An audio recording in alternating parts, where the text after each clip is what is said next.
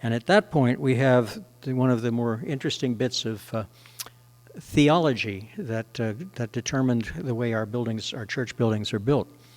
What we get from that is the evolution of these heavy Norman buildings, as we call them, because most of the ones we're familiar with are from the north of France, which was settled by Northmen, and they built these heavy Roman-style buildings. But then, and they took over England after the Norman conquest, and so this church shows what it's like. Up to here, it's Norman, with round arches, small windows, and dark chapels. This is what happens next, the Gothic, with everything being the great windows, the great stained glass windows taking over instead of the walls. And that happens in one place in the year, 1144. In a church outside of Paris, Saint-Denis, the abbot of the monastery connected to the church, Abbot Suger, decides to invent Gothic architecture.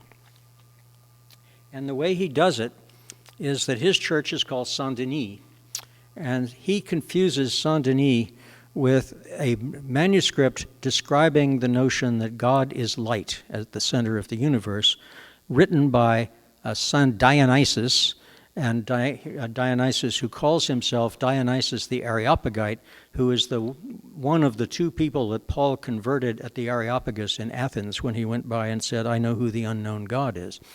And at the end of that, they say, the Athenians said, "Well, we'll talk about this some more." And he says, "But Dionysius and a woman whose name I've just forgotten are the only two that are named that actually follow Paul." So it was not a successful day, but you get this name, Dionysius the Areopagite, and a Syrian monk in the 4th century decides to write under the name of Dionysius the Areopagite because he's writing something that he's not sure is orthodox, since it isn't, and he doesn't want to get burned at the stake.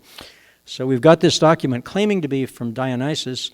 The abbot of Saint-Denis says, "Dionysius, that's Saint-Denis," but Saint-Denis is the bishop of Paris who is martyred at the top of Montmartre, which is why Montmartre, the hill in Paris, is called the Mountain of the Martyr.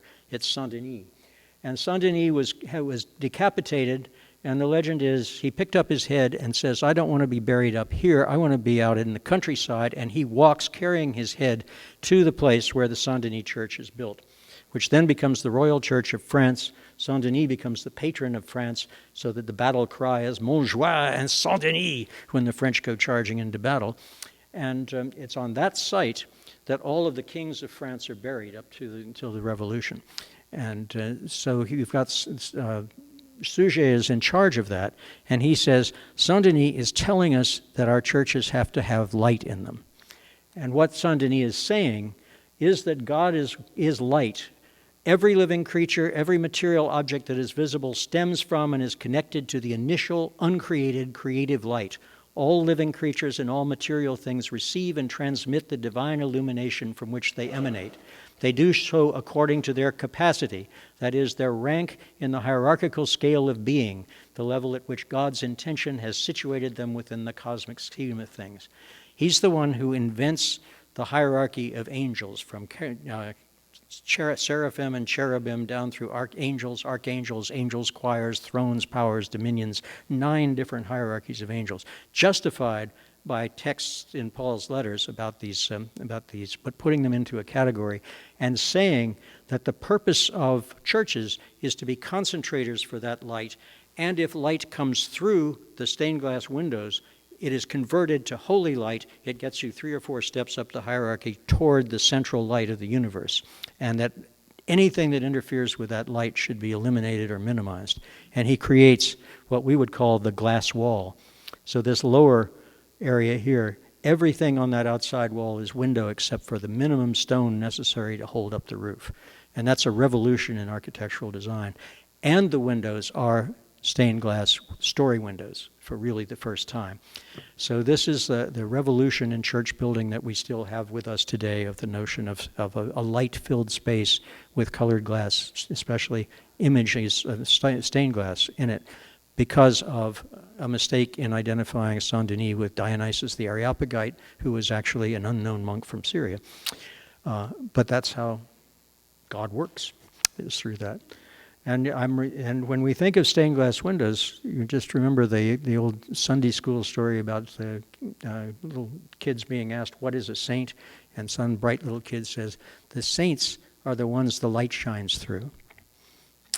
Dionysius would take that. Suger would say, yes, he gets it. And this, by the way, is Dionysius, is Suger in stained glass on his own church, worshiping the Virgin in one of the windows. So that gives us these wonderful buildings from the Gothic period. This is Suger's apse. This is the heavy walls of the church that he had inherited, mostly black stone with small windows between them, heavy buttresses. This is his apse, all window, except for these small porches, and all held up by this series of arches that were the careful invention of the very highly technically skilled Gothic mathematicians and architects who were working in France at the time. And how they were doing this is with geometry. These are diagrams which you use to lay out your church. And these are diagrams that are geometry exercises. Because they believe, if Suger believed, or Dionysius believed, that light was the center of the universe, the monks, mathematician monks, also believed that formal geometry was as well. So if you combine geometry with light, you get the best of all possible worlds. These are master diagrams, and this shows how, using those, you can define where your nave is, where the crossings are, where the apse is, and center them within a geometric grid that explains everything. Now, if this works, and I'll know in a minute, this is one of the roses of Chartres Cathedral, and this shows how the geometry was used to lay out that rose. So you've divided the circle using rulers and compasses, no measurements, but just a compass needle, measures and straight lines. Now you've put little circles in there, and from the center of those circles, you've added another network of straight lines. And now you segregate the interior, erase all of that, put in radiuses connecting those points, and then you put a triangle and a circle within it to crop the figure so that you can erase everything outside of that, and then you have the network on which you design your stained glass window. So when you look at the shape, it looks random, but for these monks, it is the exercise in divine geometry that links these shapes together. And especially these squares look like they've just been thrown down there. But when we see the generation of it, it's the diagonals of the larger dodecagon, and then the smaller one from the yellow squares form parallel lines which intersect, forming squares. And so these can be proved on that circuit, that diagram we just saw. And these are masons' marks from the Middle Ages. When the masons traveled, they had essentially the dark lines were their brand, or their logo, their license. And when they went to a local guild, they would have to show how that brand fit on the diagram of the lodge in which they were trained. So this is one of the things that leads to the Masonic or secret societies, is the notion of being masons. But what this was a professional licensing system. If you could make your mark and prove it by building the star diagram around it, you were a certified, trained cathedral builder, and you'd be trusted with these things. And the monasteries, as we said, back to the purpose of these things, the monasteries are these fully functioning units with the church here, with the bishop over here, who was not the dean of the church or the abbot of the church. The abbot's palace was over here, and the monks lived on this side, and the bishop lived on that side, and they met sometimes in friendly fashion and sometimes competitively at the altar, and they each had separate doors to come into the church. And the churches were the property of the monks, and the monks' job was to pray. They actually built things, they did all of the things that they had to do for the community, but their job is to come out to 9 times a day to the choir stalls and sing the daily office.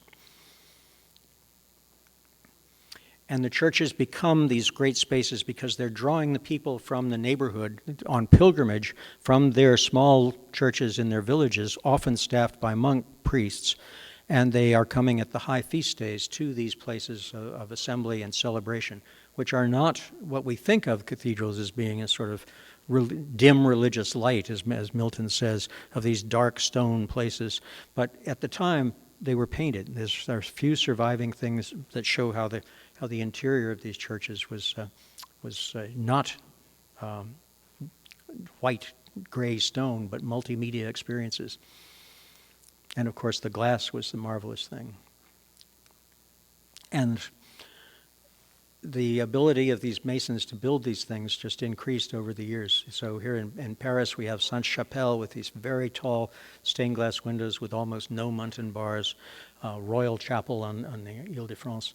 And then this is Ely, where a stone tower had collapsed, and instead of putting it back, they built this wooden roof that reached out and created this lantern with the light coming down from the top, and with the windows where the towers were, because they didn't need the towers for weight to carry the weight anymore. And so the cathedrals were as dominating in their environment as the skyscrapers are today. And we think of, these were the identifying buildings of this civilization. If you've read Ken Follett's books, The Pillars of the Earth, and the sequel especially, which I've forgotten the name of, which is World Without End or something, he points out that the reason you put a spire on your cathedral is so it could be seen from the market road and tell people there's a church, there's a cathedral over there, so that they would be willing to stop there and, by the way, spend money at the marketplace. It was like the gas station signs along the turnpike that reached up over the treetops, and that's what the spire was for.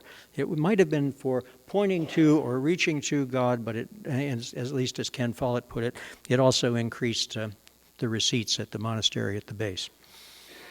So we have that, the spire, and then these great vessels of light of the cathedrals, whose dimensions were based on the Bible or based on Solomon's temple, including the vertical dimensions of which Solomon would not have been able to build. And of course, this I just got as an Easter card from Jackie Lawson, and she's got this Salisbury Cathedral as the perfect emblem of an Easter church. But the power of these churches, the organization of it, the wealth of these churches excited the enmity of the rulers of this area. So you have Henry VIII, and in France you've got the attack on the Knights Templar, and you've got, in the time of Napoleon, of course, this church is decertified, and the churches are torn down there. But we destroyed the English churches, are just open game. If occasionally a monastery could survive by converting to a state-run monastery owned by the king, but if they didn't, they were made into stone quarries, and you could come in and take whatever you wanted off them, and that's why they were destroyed by the people themselves. And in some cases, the people actually bought them from Henry in order to keep them from being destroyed. But we basically killed this movement through the actions of our own government. And what we had left was the parish churches, the small churches in the villages. And those become what we think of as church. And what they are is little versions of the cathedrals in the towns. This is near Norwich Cathedral. Norwich has a spire like the one on Salisbury. So here this little parish church has a square tower and a spire. Here another one has a spire as well. And they are these rooms for assembly of the size needed by the church, often very small, as this one is, but with the stained glass and with an open space for the worship. And occasionally they are quite exciting. This is one with angels on the hammer beams, a roof in which the roof is held up by successive projecting beams, and each of those is decorated with an angel. This is the one that Dorothy Sayers' novel, The Nine Tailors, is set in. So for those of you who are Dorothy Sayers fans, this is it. And they're beautiful spaces. The arches, the light, the geometry, and the way it works, the way it all hangs together.